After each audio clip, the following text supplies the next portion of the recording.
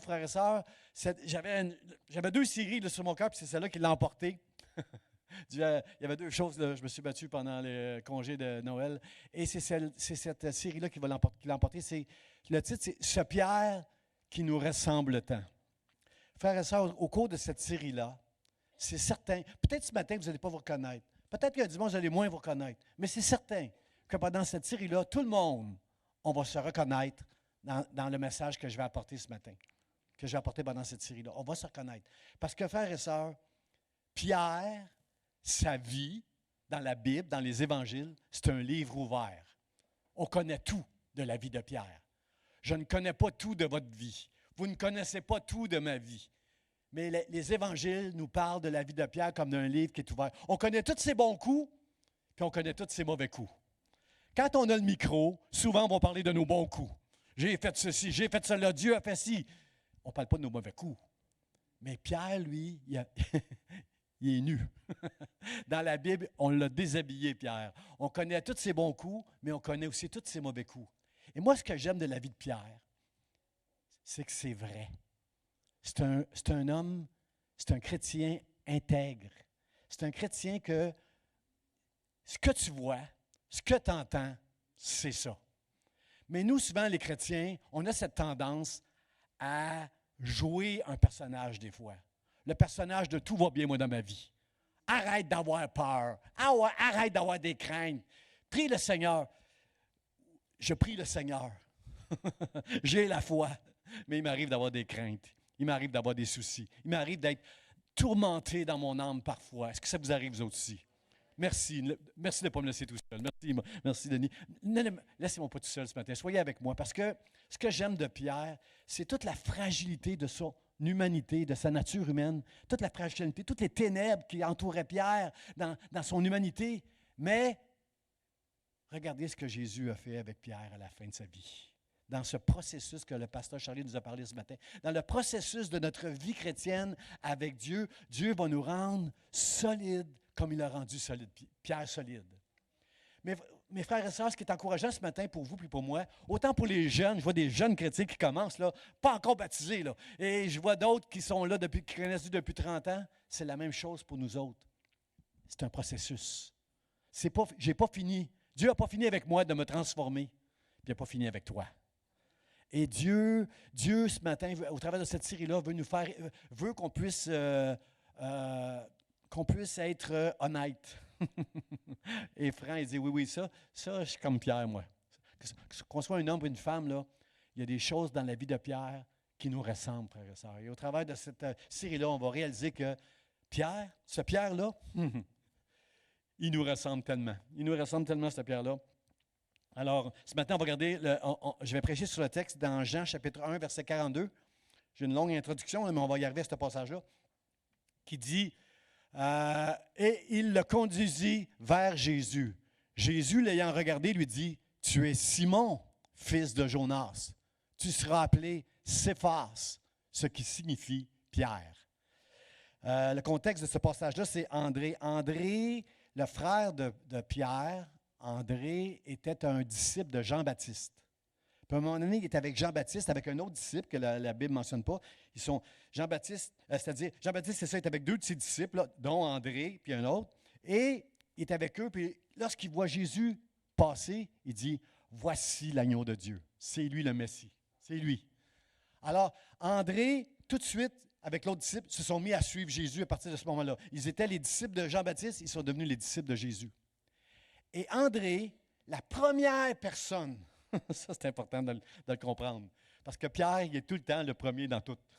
Premier pour la résurrection de Jésus, premier pour ci, premier pour ça. Pierre, il est toujours le premier. Alors, le premier que André va rencontrer pour lui dire qu'il connaît c'est qui le Messie, là, il va rencontrer Pierre, puis il va lui dire, il l'a conduit vers Jésus. André, premièrement, a dit à Pierre, c'est lui le Messie. On a trouvé c'est qui le Messie. Et là, Pierre, il a conduit Pierre jusqu'à Jésus, et c'est là que Jésus lui a dit, Jésus lui a dit à Pierre, tu es Simon, fils de Jonas, et tu seras appelé Céphas, qui veut dire Pierre. Après ça, il y a tout un message là-dedans Parce qu'il y a en nous quelque chose de fort que toi, tu ne sais pas.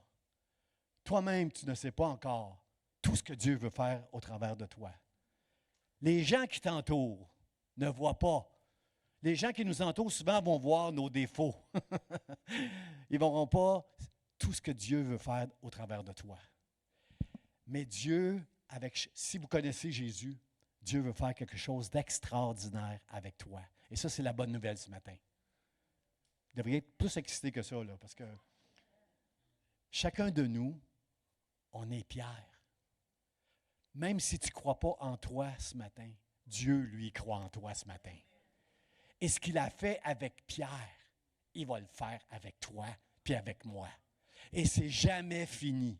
Où tu es rendu aujourd'hui, peut-être qu'aujourd'hui même, moi plus je vieillis, plus je vois davantage à l'intérieur de moi que je voyais il y a 30 ans. Je vois plus les faiblesses, je vois plus les ténèbres que le péché a pu causer au monde puis dans ma propre vie. Mais je vois plus encore la grâce de Dieu et la puissance de Dieu qui agit dans ma vie.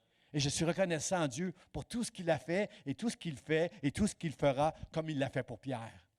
Pierre est devenu un homme de Dieu extraordinaire, frères et sœurs. Mais c'est un homme que j'aime parce qu'on voit toutes ses faiblesses dans les évangiles.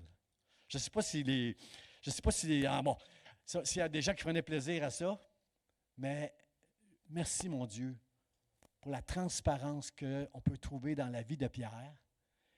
Alors, puis, cet homme-là, l'apôtre Paul va dire dans Galates, je pense dans le chapitre 2, il va dire, Pierre, Jacques et Jean, ils sont regardés par l'Église comme des colonnes. Pierre, c'était une colonne dans l'Église avant qu'il meure comme martyr.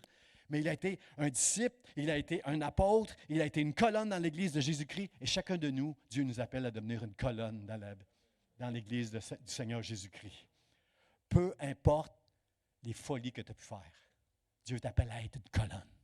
Dieu t'appelle à devenir un Pierre pour la gloire de Dieu. Hein? On l'a bien chanté ce matin, là. On n'est pas dignes, nous autres. On n'est pas dignes. Mais c'est Dieu qui nous rend dignes. C'est Dieu qui va faire une œuvre extraordinaire dans chacune de nos vies. À lui toute la gloire. Lui seul est digne. On va terminer avec ce chant-là tantôt. Lui seul est digne. Mais gloire à Dieu pour tout ce qu'il fait au travers de vous, puis au travers de moi, par sa grâce, par la puissance de son Saint-Esprit dans ma vie. Malgré mon humanité, malgré mes manquements, mes faiblesses, ma folie des fois dans ma chair, tout ce que Dieu a fait pour moi, je veux lui rendre grâce ce matin. Et, bonne nouvelle, il n'a pas fini.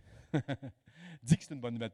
Crois que c'est une bonne nouvelle. Il n'a pas fini avec toi. Peu importe où tu es rendu, même si tu penses que tu n'es pas pire, même si tu penses que tu n'es pas bon, tu n'as pas d'allure, Dieu n'a pas fini avec toi jusqu'à la fin de tes jours. C'était un livre. Il y a une chose que Dieu veut faire avec nous, qu'il a fait avec Pierre. Il veut faire de nous une personne intègre.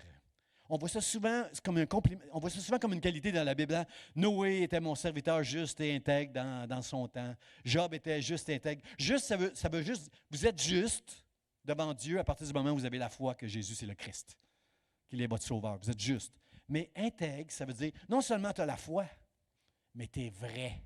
Tu es vrai devant Dieu quand tu pries. Tu n'essaies pas de cacher, Dieu te connaît. Tu peux pas rien, je ne peux rien cacher de Dieu. Quand je prie, il me connaît. Mais je veux être vrai aussi avec moi-même. Je ne veux pas jouer un personnage, je veux être moi. Puis aussi, je veux être vrai avec les gens qui m'entourent. Je ne veux pas laisser croire aux gens que je suis quelqu'un de très spirituel, plus que les autres. Tout ce que tu peux apprécier en moi, je le donne à Dieu, toute cette gloire-là. C'est à Dieu toute la gloire pour la personne de prière que je suis devenu, pour la personne, pour la prédication, pour le ministère que j'exerce, les louanges. Peu importe ce que je fais, je veux donner toute la gloire à Dieu ce matin. Toi seul es digne de recevoir toute la louange, l'honneur et la gloire. Merci Dieu que tu ne m'as pas laissé être détruit par toutes les choses horribles que mon passé a pu faire à cause du péché. Il y a un péché qui règne sur cette terre. Dieu ne veut pas que tu souffres. Mais à cause du péché, nous souffrons tous. Et il y en a qui ont souffert plus que d'autres dans leur passé. Ils ont vécu des échecs, ils ont vécu des abus, ils ont vécu toutes sortes de choses. Mais ce matin, Dieu est capable de nous rendre victorieux de toutes ces choses-là, de nous travailler en nous, puis de faire de nous, dans cette dans cette Église et dans cette vie aux yeux des autres qui nous entourent, une colonne. Quelqu'un sur qui on peut s'appuyer pour marcher, pour connaître Dieu, puis marcher avec Dieu. Est-ce que vous voulez être une colonne, frères et sœurs? Moi, je vais être une colonne. Moi, je vais être une colonne. Seigneur, aide-moi. Alors, Dieu veut faire de nous une personne intègre. Intègre, pas jouer, là. Pas dire tout va bien tout le temps. Moi, j'ai pas peur. Moi, j'ai pas de soucis. Non, non, non. J'ai des soucis, j'ai des craintes. Mais Dieu est plus grand que tous mes soucis et mes craintes. Vous pouvez me rappeler d'aller prier. Je vais le faire. Mais Dieu est plus grand. On a tous des difficultés dans nos vies. Mais la bonne nouvelle, Dieu est plus grand que toutes nos difficultés. Il sera toujours le plus grand que tout ce qu'on va traverser. Alors, je veux dire merci à ça. Il dit aussi, Dieu va faire de Pierre et de chacun de nous une personne courageuse. Hein? Prends courage. Le courage, frères et sœurs, c'est juste de faire confiance, apprendre à faire confiance à Dieu. Je suis un pasteur. Je connais le Seigneur depuis 37 ans, 38 ans, puis j'ai encore besoin d'apprendre à faire confiance à Dieu dans des situations de ma vie encore aujourd'hui. On ne s'habitue jamais, on dirait, à tous les miracles que Dieu a fait dans ma vie. Là, je ne m'habitue jamais pour me reposer complètement. À chaque fois que je traverse une difficulté, j'ai encore en l'intérieur de moi comment je vais m'en sortir de celle-là. Mais Dieu est toujours là. C'est la bonne nouvelle. Dieu, il est toujours là. Et le courage, frères et sœurs, ce n'est pas de jamais avoir peur, mais c'est de surmonter la peur en faisant juste confiance à Dieu. Puis je ne suis pas encore rendu à 100%. Je n'ai pas 100% dans mon bulletin pour ce niveau-là encore. Aide-moi, Seigneur, à toujours te faire confiance. C'est ça qui va te permettre d'être courageux dans toutes sortes de situations. Pierre a été super courageux dans des situations, puis on connaît Pierre. du tout dans d'autres situations. Alors, Seigneur, aide-nous. Aide-nous à devenir cette personne courageuse. Puis aussi, puis être courageux, frère, ça aussi, ça veut dire, des fois, lâcher prise.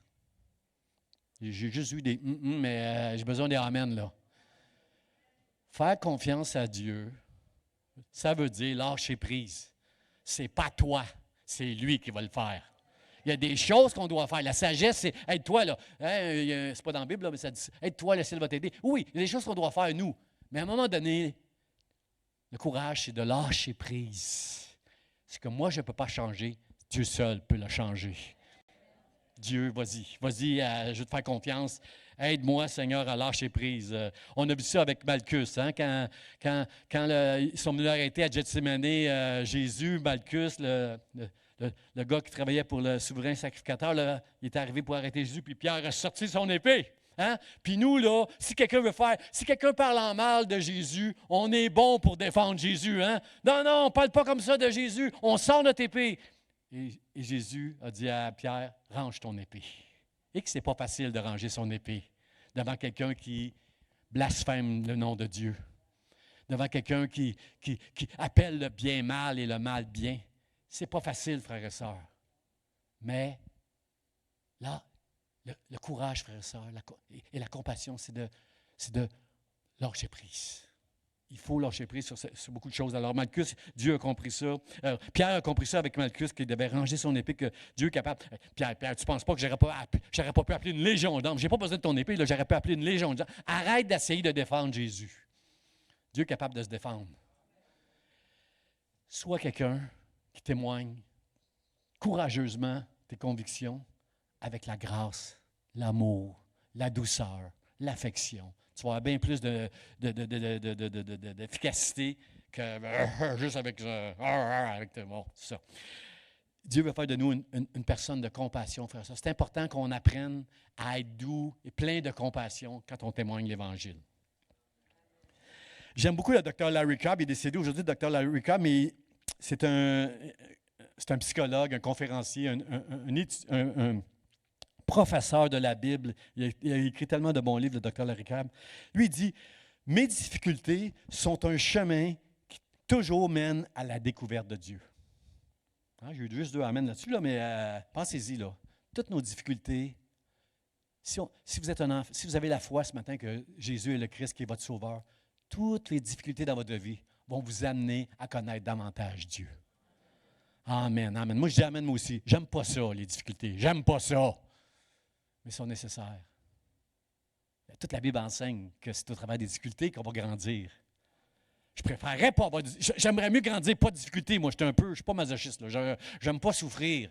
Mais frères et sœurs, on ne peut pas ne pas souffrir dans ce monde de fous, dans ce monde de pécheurs, dans ce monde déchu. On ne peut pas ne pas souffrir. Mais, Dieu va se servir de toutes ces choses, puis il va nous rendre encore plus grands, plus forts, plus dignes, par sa grâce, par son œuvre en lui. J'aime tellement le docteur Larry Crabb. Il y a une autre, j'ai pris des notes quelque part là, de quelque chose qu'il a dit. J'ai reçu une lettre récemment de l'Église de Larry Crabb qui ont traduit une prière qu'il avait faite. Puis juste, ça commence avec cette prière-là, Larry Crabb. Puis je sais que lui, il l'a vraiment expérimenté. Là. Nous, on peut dire ça des fois, puis on ne comprend pas tout ce qu'on dit, là, mais lui, je sais qu'il a vraiment saisi tout ce qu'il est en train de dire. Dans sa prière, il commence en disant « Esprit de Dieu, j'aspire à ce que tu entres dans mon monde secret de honte, de culpabilité et de peur, jusqu'à ce que je me lamente sur mes ténèbres à l'intérieur de moi et que je découvre ta lumière et ta joie et ta grâce. Aide-nous, Seigneur, au travers de Pierre, de découvrir tout ce qui est en nous, qu'on essaye de cacher, mais transforme-nous. Qui veut être transformé par Dieu ce matin? Dites-lui que le ciel vous entende, que Dieu vous entende, que le Saint-Esprit vous entende. Qui veut être transformé ce matin? Qui veut être changé? Bien sûr, si tu viens à l'Église, si tu lis la Bible, bien sûr, ça va t'aider à changer. Mais c'est beaucoup plus que ça, frères et sœurs.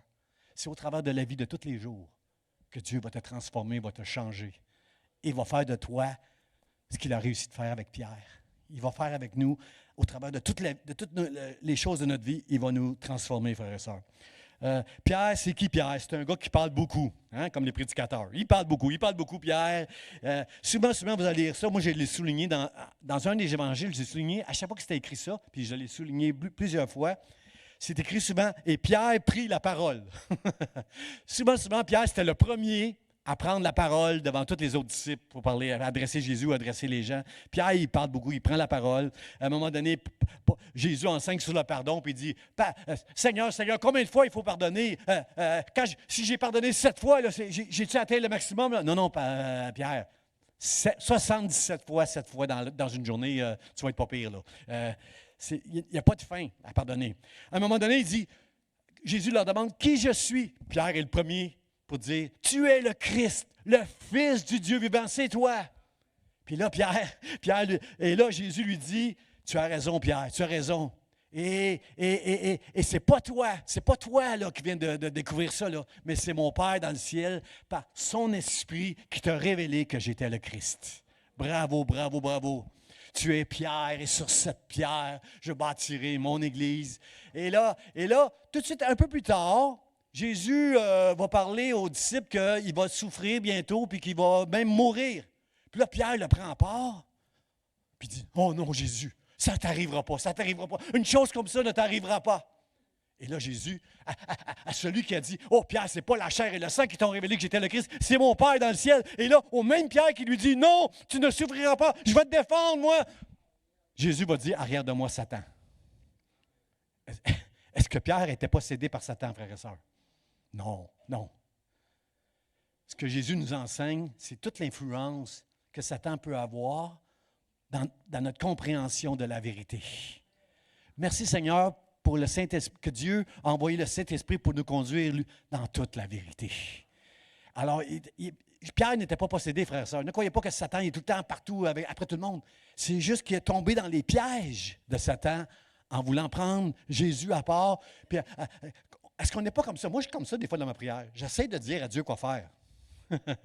La Bible dit que si on prie selon sa volonté, croyez qu'est-ce que vous avez prié, vous allez l'obtenir. C'est juste que des fois, je ne suis pas sûr que quand je prie, je suis dans sa volonté. C'est juste ça mon problème, là. Et des fois, j'essaie de dire à Dieu quoi faire. C'est ça que Pierre essaie de faire. Non, Seigneur. Mais Pierre, il y a des choses que tu ne comprends pas. Là. Moi, je suis venu pour mourir parce que toi, tu n'auras pas l'éternité. Si moi, je ne meurs pas et je ne ressuscite pas. C'est pour ça.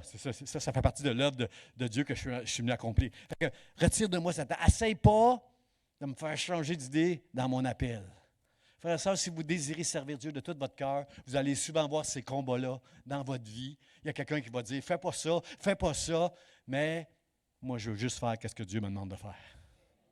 Et j'ai besoin de la grâce de Dieu pour accomplir ça. Et il y aura des hommes et des femmes qui vont influencer par un esprit, qui vont vouloir m'empêcher des fois, mais je veux faire la volonté de Dieu. Amen. Pierre, c'est André le premier qui a suivi Jésus. Mais quand on nomme les 12, vous allez voir dans les évangiles, je crois que c'est à 2 endroits qu'on nomme les 12 disciples. Là. Vous allez voir qu'à chaque fois, on ne commence pas par André. On commence toujours par Pierre, le premier des disciples. Voici le nom des 12 disciples. Simon-Pierre. Et les autres suivent. Jean, Jacques, André, Philippe. Alors, Pierre, il est comme toujours le premier en avant. C'est toujours lui qui est en avant. Aussi, il fait partie des 3 qui sont le plus proches de Jésus. Pierre, Jean, Jacques. Vous avez lu ça souvent dans la Bible, hein? Pierre, Jean, Jacques, c'est les plus proches de Jésus.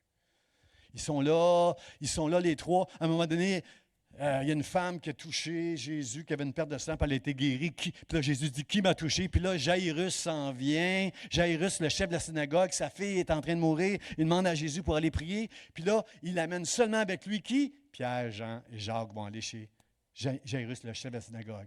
Aussi, à quel endroit? La transfiguration. Il va amener Pierre, Jacques et Jean à la montagne de transfiguration, seuls avec lui qui vont traverser toute cette expérience-là. Aussi, un autre endroit, à Gethsémani, là, il les amène. Les 12 disciples sont là, mais il amène les 11, il y en a 11 parce que Judas n'est plus là. Il amène Pierre, Jean, Jacques avec lui pour aller prier à l'écart avec lui. Alors, Pierre, Jean, Jacques sont souvent les seuls avec Jésus. Il y a quelqu'un qui me disait récemment, Pasteur Jean,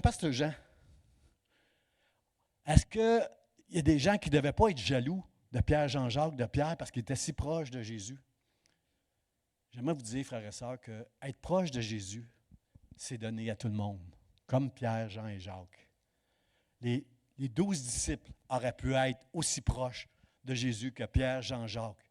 Il n'en tient qu'à moi, frères et sœurs, d'être proche de Jésus. Est-ce que vous n'avez pas lu quelque part dans la Bible, « Approchez-vous de lui et il s'approchera de vous ». Est-ce que Dieu est menteur? Certain que si tu t'approches, il s'approchera de toi. Alors, Seigneur, je n'ai pas à être jaloux de Pierre, je dois juste... Pierre, c'est celui qui a marché sur l'eau. Est-ce que vous connaissez quelqu'un qui n'a jamais marché sur l'eau?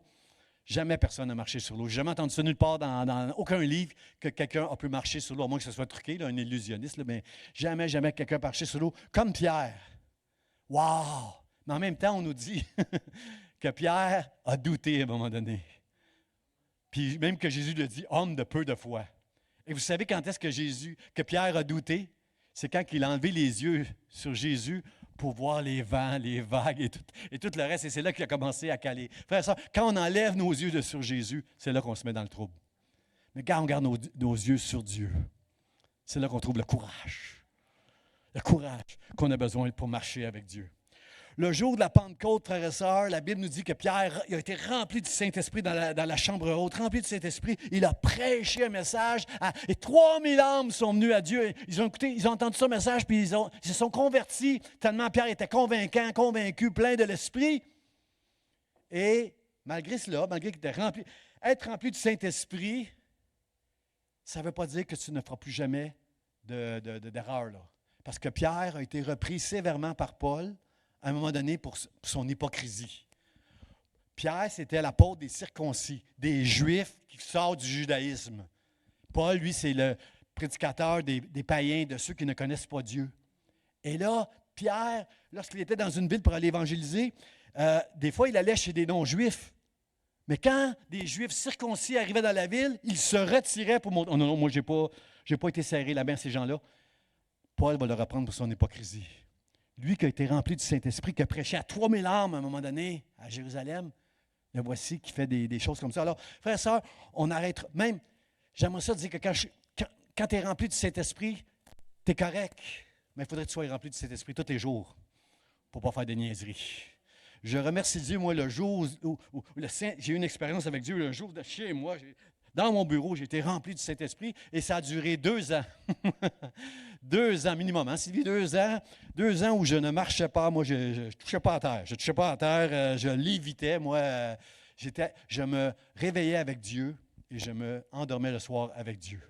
C'est difficile de faire des péchés quand tu te lèves avec Dieu, puis quand tu te couches, puis Dieu est là, et tu te réveilles le matin, et Dieu est là. Toute la journée, j'étais rempli de la présence de Dieu. Mais c'est pas... Dieu veut aussi, des fois, qu'on descende la montagne pour aller vers les gens, puis témoigner, en étant intègre et vrai, et pas... comment je pourrais dire? Les gens n'ont pas besoin d'un personnage qui est au-dessus de tout. Ils veulent voir un homme et une femme qui lui ressemblent, puis qui lui parle de la gloire de Dieu. Alors, Dieu veut nous amener là, frère et sœur. Dieu va nous amener là, tranquillement au travers de cette série-là. Devant le Sanhédrin, Pierre, dans les Actes des Apôtres, ils sont tous étonnés parce que c'est un homme du peuple, c'est un homme sans instruction. Il n'a pas été comme l'apôtre Paul, élevé, lui, là, dans la théologie avec Gamaliel. Puis, il est tellement spécial. Ils sont tous étonnés de la conviction que Pierre peut avoir. Merci Seigneur. Et il est arrivé ce jour-là, bien sûr, où Jésus enseigne à ses disciples, « Je serai pour vous une occasion de chute. Vous allez tous m'abandonner. » Hein? On sait que Pierre a dit, « Non, non, non, non. Eux autres, tous ceux qui sont assis ici à l'Église Vie d'Espoir ce matin, eux autres, ils vont tous te laisser. Moi, jamais je vais te laisser. Jamais, moi, je suis prêt à mourir pour toi. » Et tout le monde a dit « Amen. » Tout le monde a dit « Amen. » Et les disciples ont tous dit « Oui, oui, Amen, Amen. » Pierre, il a raison. Jamais. Et Jésus dit, avant que le coq chante 2 fois, aujourd'hui, tu vas m'avoir renié 3 fois.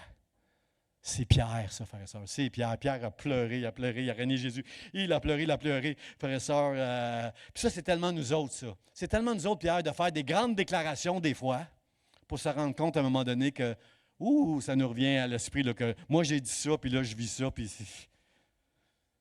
je me suis mis les pieds dans les plats, là. C'est tellement nous autres, on ressemble tellement à Pierre avec ça. Puis, ce qui est plate, par exemple, frères et sœurs, c'est que, écoutez, là, renier Jésus, là, quelle disgrâce pour Pierre. Comme c'était un moment de honte dans la vie de Pierre, de faire une chose comme ça. Frères et sœurs, ça peut nous arriver dans nos vies. Pas ça peut nous arriver. Je suis en train d'amadouer mon message, là. Ça nous arrive dans nos vies d'avoir des moments de honte, frères et sœurs. Mais nous, ce n'est pas écrit dans la Bible, ce n'est pas écrit dans le journal, ça ne fera pas l'actualité. Mais il nous arrive d'avoir des moments de honte, comme Pierre. Et la honte, vous savez ce que ça fait la honte quand on agit avec honte? Ça nous empêche de nous approcher de Dieu. Ça nous arrête dans notre marche avec Dieu quand on fait des choses qui sont honteuses. Ça affecte les relations qu'on peut avoir avec les autres. On n'a pas la même relation avec les autres quand on est rempli de honte que quand on marche la tête haute, comme un enfant de Dieu, comme Dieu veut qu'on marche.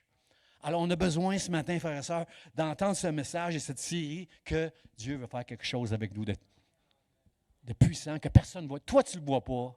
Les autres ne le voient pas, mais Dieu, lui, l'a déjà vu avant la fondation du monde. Il avait déjà vu tout ça. La honte, frères et sœurs, la honte.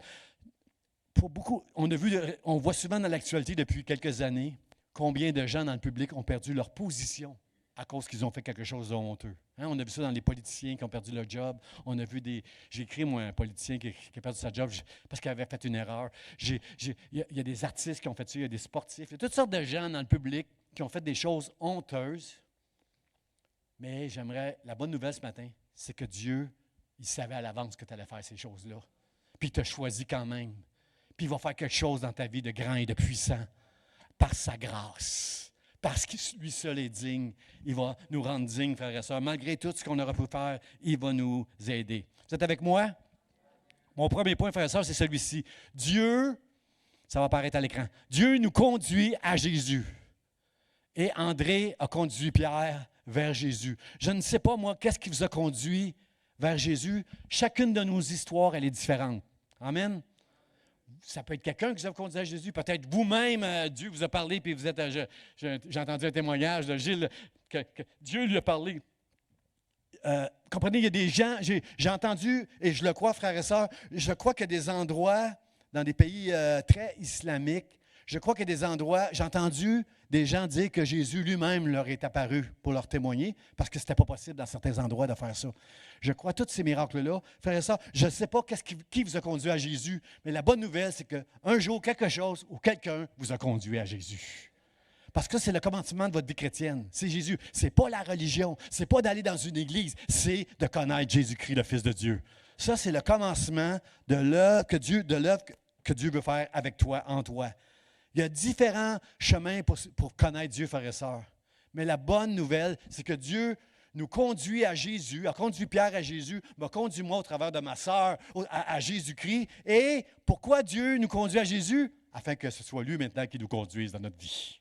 Amen. Regardez le psaume 32, qu'est-ce qu'il nous dit? Je l'aime beaucoup ce psaume-là. Il m'a parlé, moi, dès le début de ma vie chrétienne, ce psaume-là. Le texte dit, c'est Dieu là, qui nous parle là, au travers du psalmiste. Il dit, je t'instruirai, moi le Seigneur, je t'instruirai et te montrerai la voie que tu dois suivre. Je te conseillerai, j'aurai le regard sur toi. Comprenez-vous, frères et sœurs, que Dieu nous a conduits à Jésus-Christ, notre Sauveur, pour que ce soit lui maintenant qui nous conduise. Mais moi, dans nos églises aujourd'hui, je trouve qu'il y a trop de messages qui laissent croire aux chrétiens qui peuvent atteindre. Il y a trop de formules mathématiques. Fais ça, puis tu vas avoir ça. Moi, je ne veux rien avoir d'autre que la gloire de Dieu dans ma vie.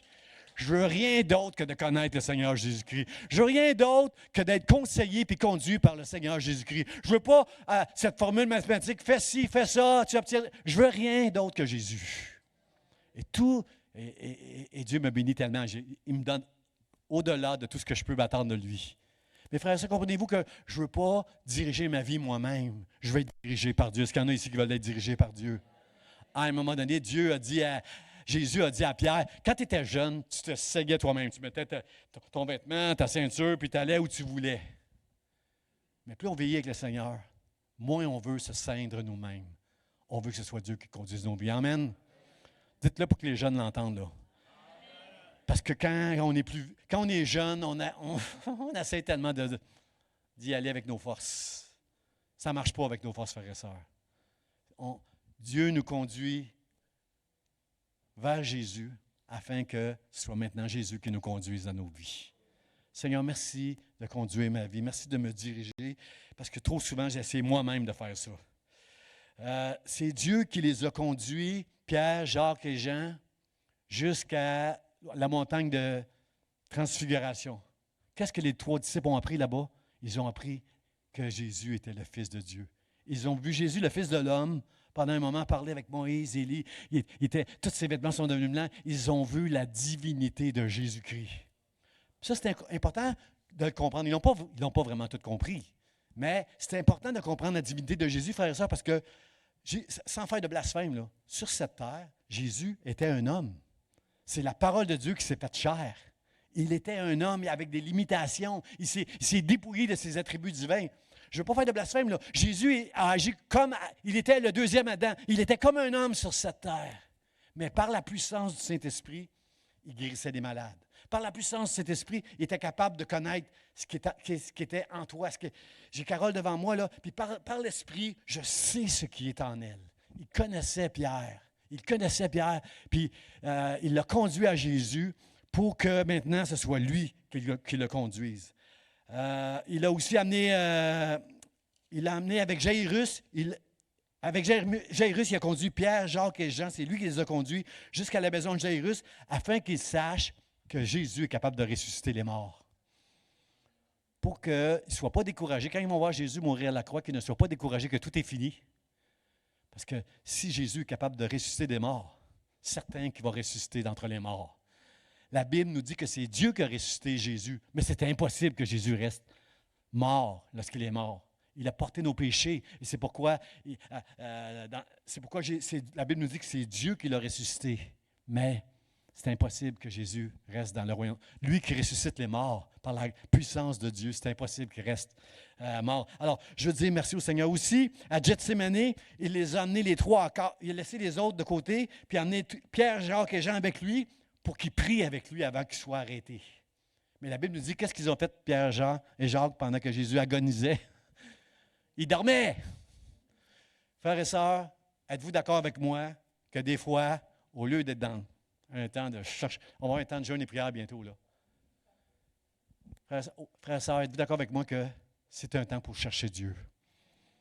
Plus que c'est difficile dans ce monde, plus que je veux être proche de Dieu, frères et sœurs. On a besoin, c'est le message que j'essaie de prêcher la semaine passée. Frères et sœurs, on a besoin de s'approcher de Dieu. On a besoin de nous faire du bien parce que ce monde, il fait beaucoup de mal en ce moment. Aide-nous, Seigneur.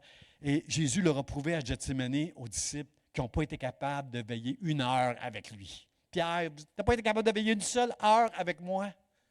Il veut que Pierre se souvienne que quand je vais mourir, quand je vais ressusciter, quand je vais retourner m'asseoir à la droite du Père, je veux que tu deviennes un homme de prière. Frère, est-ce qu'on peut entendre ce message-là? Nous avons besoin. Nous avons besoin de découvrir l'importance de la prière dans nos vies.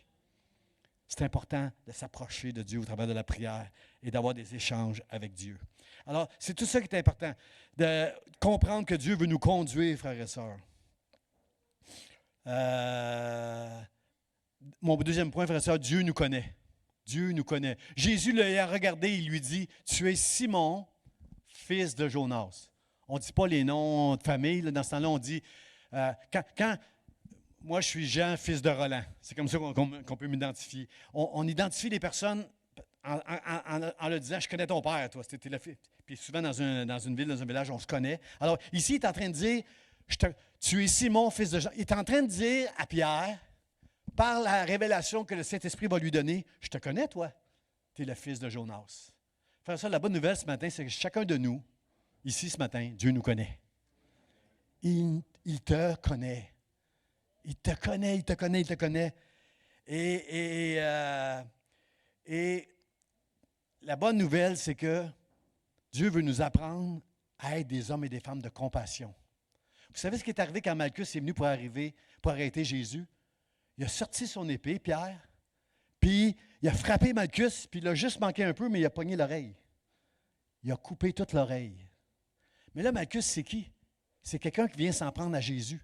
C'est quelqu'un qui vient arrêter Jésus. Et c'est pourquoi Pierre a sorti son épée pour défendre Jésus. On n'est pas comme ça, nous. On n'essaie pas de défendre Dieu quand les gens blasphèment. Alors, il a sorti son épée, et il a manqué Malchus, et il a coupé son oreille. Et qu'est-ce que Jésus a fait? Il a fait un miracle. Par la puissance de Dieu qui agit en lui, il a pris l'oreille, et dans sa compassion et dans son amour, il a replacé l'oreille de Malchus, et son oreille était guérie miraculeusement. Wow, frères et sœurs! Quelle leçon de compassion que Dieu est en train de donner à Pierre, puis à nous, à son Église aujourd'hui. Parce que nous, les gens qui font mal, les pécheurs, on est dur avec eux autres, trop souvent les chrétiens. Parce que nous, on est rendu à un autre niveau. Là. On est avec Dieu, là, puis il nous a sortis du péché, il nous a sortis des ténèbres. Mais les pécheurs qui nous entourent, frères et sœurs, comme Malchus, ont besoin de la compassion de Dieu. Jésus dit, je ne suis pas venu condamner, je suis venu pour sauver les gens. On n'est pas là pour condamner les gens qui sont dans, les gens sont dans le péché. Les gens qui ne connaissent pas Jésus, ils sont dans le péché, ils sont dans le trouble, ils sont dans les ténèbres, frères et sœurs. Mais on n'est pas là pour les condamner. On est là pour les aimer. Et si tu veux les aimer, tu dois les écouter avant de leur dire, tu fais mal, c'est pas bien ça, qu'est-ce que tu fais? Apprends à écouter.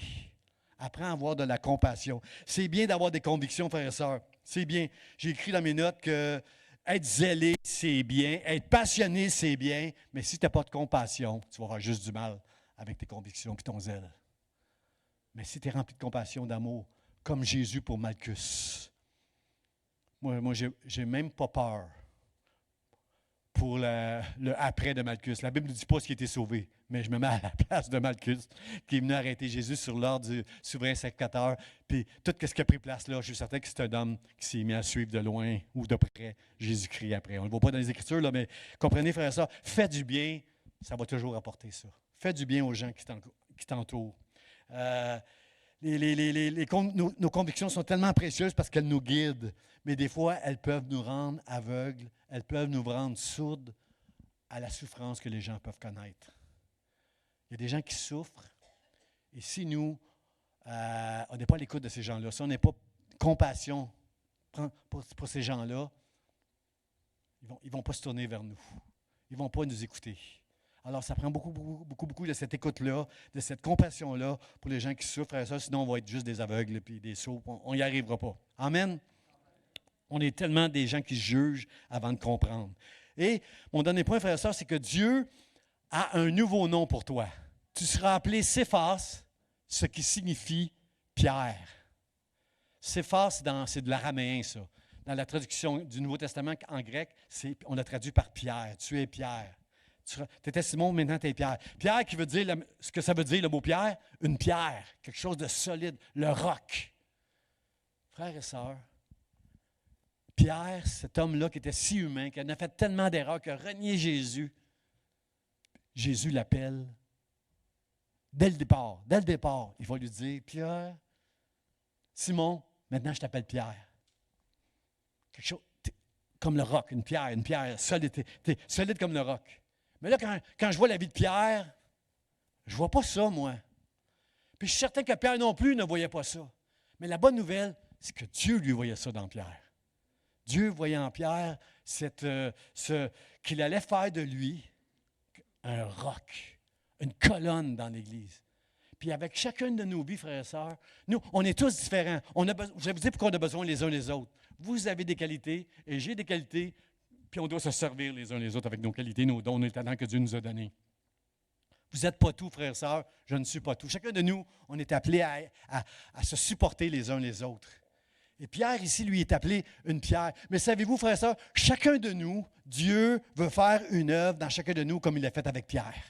Regardez le texte qui va apparaître après, là. Ça dit dans Apocalypse, un passage spécial. Regardez ce que ça dit. Ça va apparaître, Apocalypse chapitre 2. Chapitre 2. 17, c'est ça. À celui qui vaincra, je donnerai de la manne cachée et je lui donnerai un caillou blanc. Et sur ce caillou est écrit un nom nouveau que personne ne connaît, si ce n'est celui qui le reçoit. Est-ce que vous comprenez, frères et sœurs, que chacun de nous, dans le ciel, Dieu, quelque part, sur un caillou blanc, il a mis un nom nouveau pour chacun de toi. Il y a un nom pour Pasteur Charlie, il y a un nom pour Odilon, il y a un nom pour Marjorie, Carole, il y a un nom pour chacun de nous qui est nouveau, que seulement Dieu connaît. Comment il va nous le faire connaître? Regardez ce que ça dit. À celui qui vaincra, je donnerai de la manne cachée. Il y a une nourriture. Vous savez, la manne, c'est quand Dieu a conduit son peuple dans le désert, il l'a nourri avec de la manne. Puis ici, le texte dit de la manne cachée. Dieu, il y a des textes que moi je vais lire, puis que toi tu vas lire, puis ils vont être différents. La révélation que toi tu vas avoir va être différente de la mienne. Ça, c'est de la manne cachée.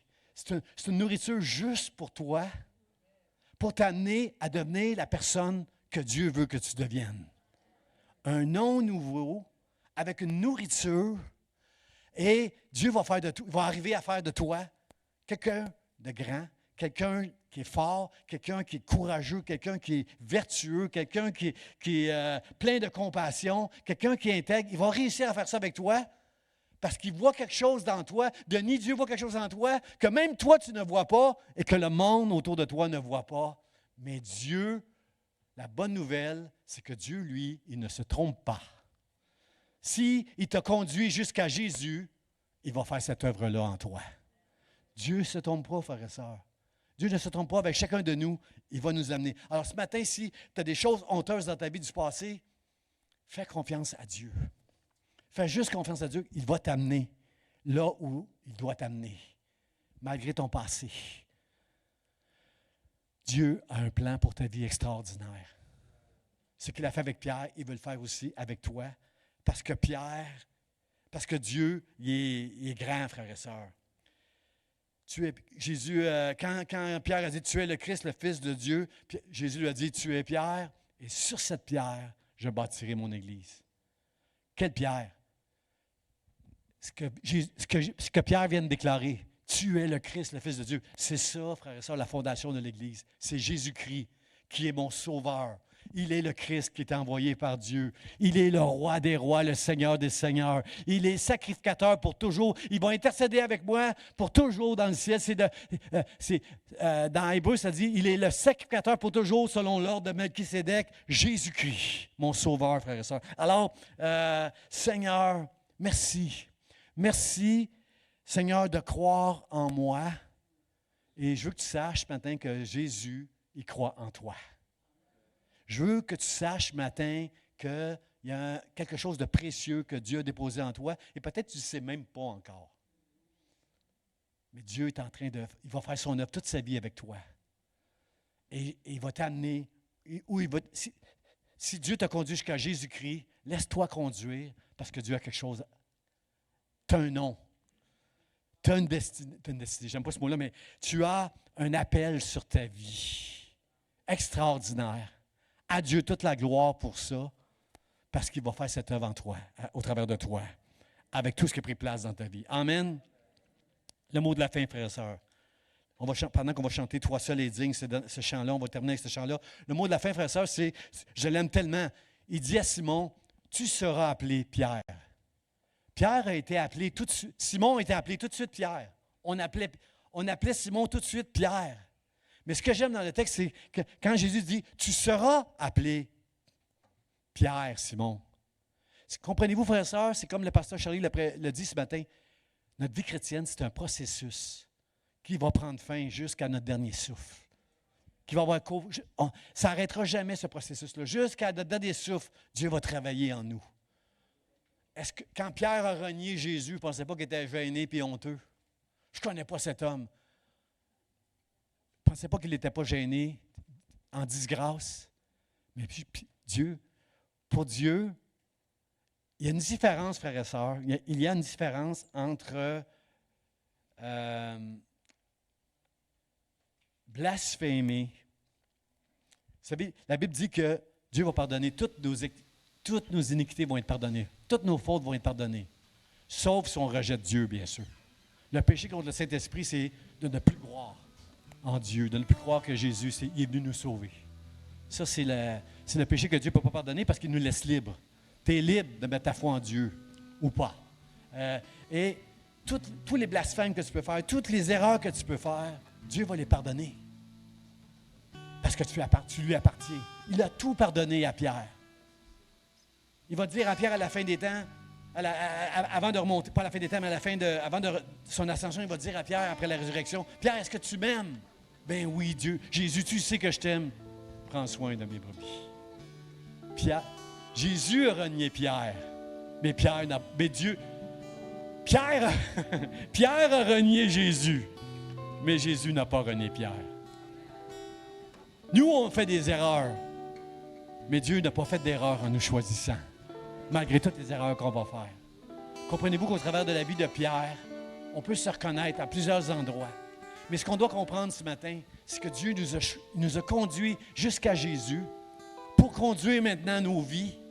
Et il va faire quelque chose en nous d'extraordinaire, mais lui seul est digne d'être loué, d'être adoré ce matin pour l'œuvre qu'il fait en nous, qu'il a accomplie en nous et qu'il accomplira jusqu'à ce qu'il vienne nous chercher. Alors ce matin, on veut dire merci à Dieu. Seigneur, je crois que tu m'appelles. Je crois que tu m'appelles à quelque chose de grand, d'extraordinaire.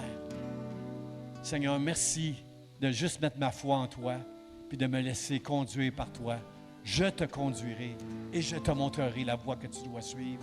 C'est ça que je veux que tu fasses avec moi, Seigneur, ce matin. Et je veux te dire merci. Je veux te dire merci de m'avoir choisi. Merci de m'avoir conduit dans la foi jusqu'à Jésus-Christ. Et ce matin, au travers de ce chant-là, je veux dire combien tu es digne, Seigneur. Et continue, Dieu, de me conduire pour ta gloire dans le nom de Jésus. Amen. Amen. Je vous invite à vous lever. On va chanter ce chant avec nos musiciens. Alléluia.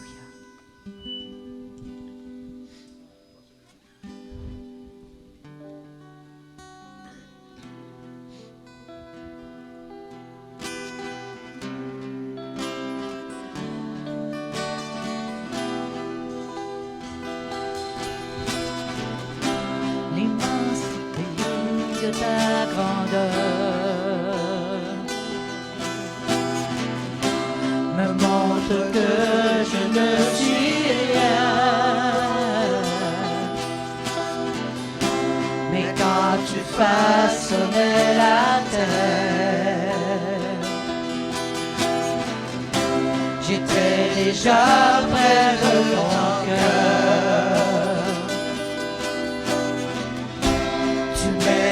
Avant que je sois, et pour moi tu as tout donné. Merci. Toi seul pouvais me libérer. Je veux t'adorer. C'est pourquoi je je veux t'adorer, toi seul est digne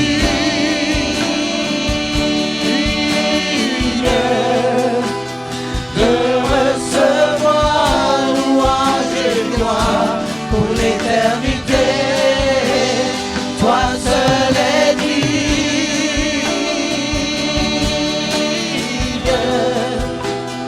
de recevoir louange et gloire pour l'éternité. Dans ta présence je me tiens, car tu as ce dont j'ai besoin. La joie, la vie et le bonheur sont dans tes parvis, mon sauveur. Toi seul est digne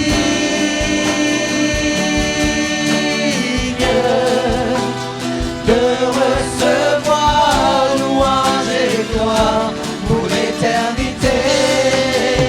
Toi seul est digne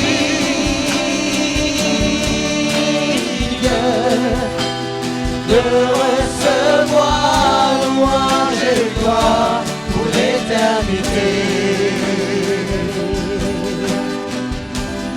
Alléluia.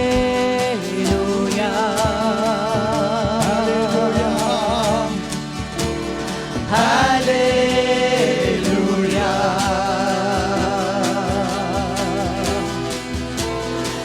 Alléluia.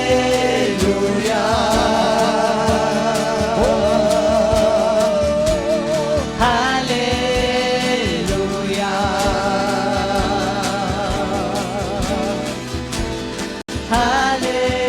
Alléluia.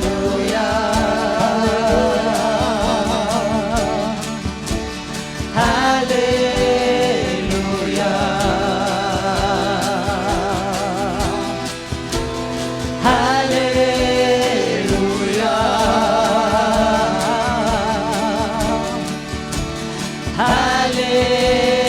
Alléluia. Toi seul est digne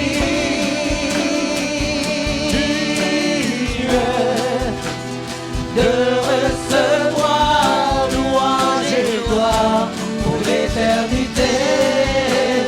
Toi seul est digne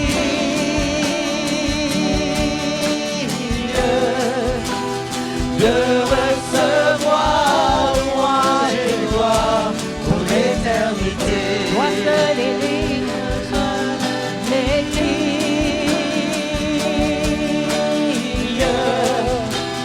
de recevoir louange et gloire pour l'éternité. Toi seul est digne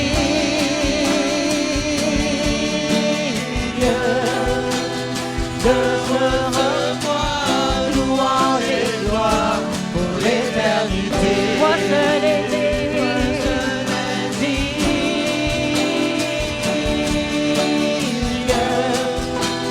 de recevoir louange et gloire pour l'éternité. Toi seul est digne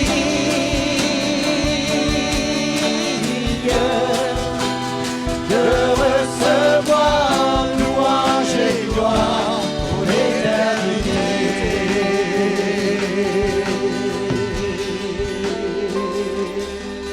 Alléluia.